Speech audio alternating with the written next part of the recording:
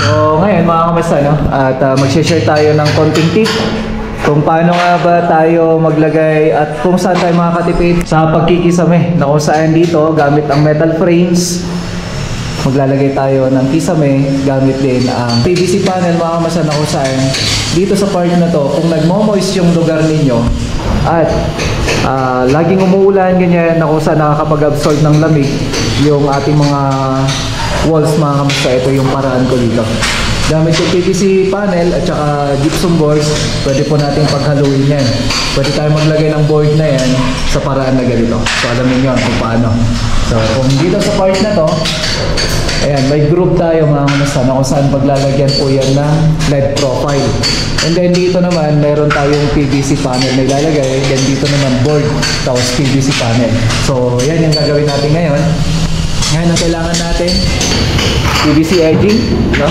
So walang kaparehas na edging yung ating binili na PVC panel dito sa Wilcon, dito sa La Trinidad, no? Pero eto, pwede nating kulayan kung sakali.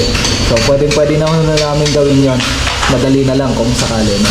So sa ngayon, ito yung kailangan natin para dun sa paglalagay ng edging dito sa may gilid natin bago natin i-install yung ating PVC panel. So dito, yung paglalagay ng PVC edging natin mga kamasta, yan. Pino-45 natin yan. So gamit yung ating blind rivets, dito natin siya ikinakapit doon sa may metal paring natin o kaya naman sa wall angle natin, no? Ginagawa natin dyan, buo po yan. Lalatagan natin ng buo bago natin siya lagyan ng ating PVC panel mga kamasta. So install muna natin yan. Kapit lang natin, blind rivets. So lahat po yan, pwede nyo ikapit para mas makakatipay na. So pwede na yung natin ikapit sa wall angle.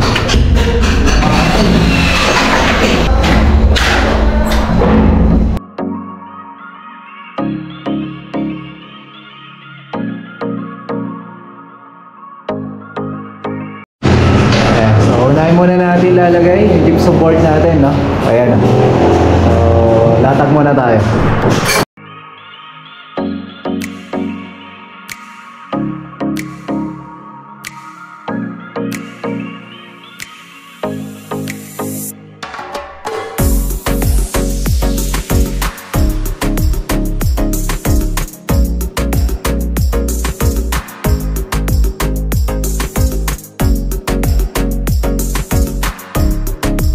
Pagkatapos natin may lagay yung gypsum board, so sabi ko nga sa inyo, kahit na malamig yung part ninyo, kaya bahay ninyo, o kaya lugar ninyo, pwede kayo maglagay ng gypsum board basta ganito yung paraan na gagawin ninyo. At panibagong design na rin to. Naka-prepare na rin yung PVC panel natin, yan ang ilalagay natin dito. May kinat tayo dito na PVC panel para dito sa gitna. And then ito naman yung PVC panel para sa gilid natin. So install natin yan para makita niyo kung paano makakasalo. So yung PVC panel, madali lang mo mag-install yan. So dito kasi sa middle, hindi na namin kailangan ng PVC edging. Kasi titin mismo ng gypsum board na ilalagay natin sa gilid niya. So gagawin natin dyan, dito natin siya ilalak, tapos dito natin siya ilalak. So dalawa yan. Ganon din dito. So yung edging natin sa may side lamang po. So papakita natin kung paano. So tayo ngayon, ganyan yung magiging paraan natin mga kasama. Isang bagay na ginagawa ko, na kung saan ginagawa natin ng paraan yung mga part na kunwari ito, nagmo-moist yung wall ninyo o kaya naman exposed sa lamig. So parang ko dyan, idikit natin PVC panel sa gilid niya, kasi ang PVC panel hindi ko yan na basta-basta masisira, maulanan man o kung ano man. So pagdating naman dito sa may pagitan niya, pilot profile po yan. Kaya nga po ganyan ang ginawa ko na design nyo niya, para kahit na maglagay tayo ng gypsum board ay meron pa rin tayong design nyo na lalabas at saka mapapalitaw natin yung ganda niya. Kaya install na natin to.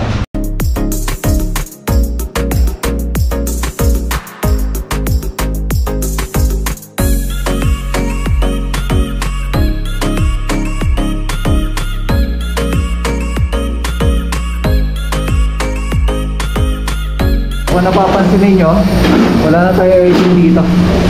Yan. So ang ginagawa natin dyan, ikitin mismo ng gypsum board, ilalagyan natin dito. Yan ang gagawin natin maya maya lang. So yung pagre-rivets na ito, may mga groove yung ating mga metal paring, dalawa. Yan ang gagawin natin o kaya ilalagay natin. So ganun din dito, may ilalagay din tayo dyan. Ayos. So magpatuloy natin.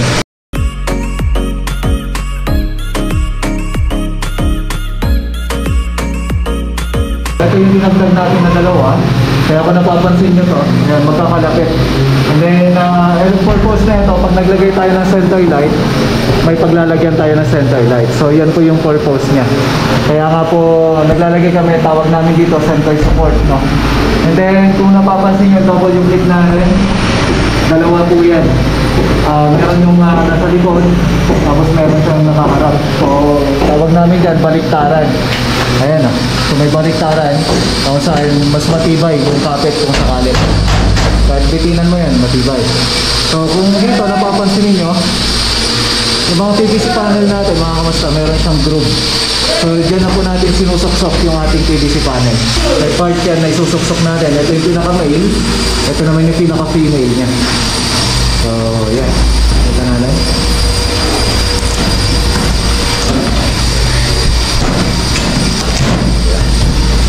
Yan, tingnan nyo yung ilalim. Suklan natin yan. So, nakalak na kaagad. Then, diretso rivets na lang po. Gamit nating rivets dyan, 1/8 by 3/4 mga kamasta, no? O kaya 1/8 by 1/2, pwede rin po siya. So, mas maliit lang yung rivets na ginagamit natin dito para hindi mahirapang isuksok yung susunod. At the same time, hindi naman basta-basta mababasag to. Kasi may possibility na mabasag to kung sakali. Kaya ang ginagawa natin dyan, yung rivets o kaya ginagamit natin rivets, 1/8 lang. Dito sa part na to, no? Ang ganda na. Kala pag nakompleto na yan, tapos may light profile, mapipinturahan. Ayos, kita ko na yung ganda niya. Okay, sasabay na rin natin yung electrical natin mga kamasta, no? Ayan. So, dito naman, continuous yan, lalagay natin.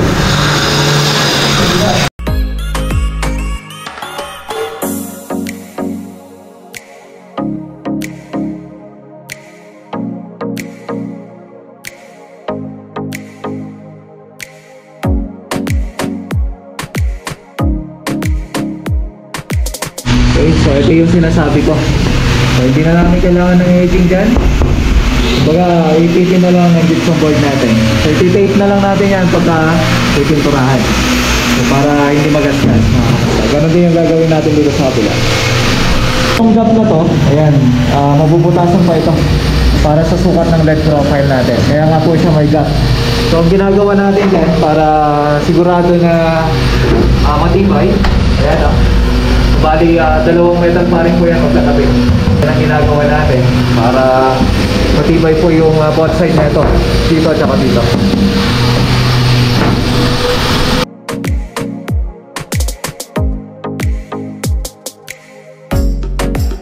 Yan na yung huli na ilalagay natin. No?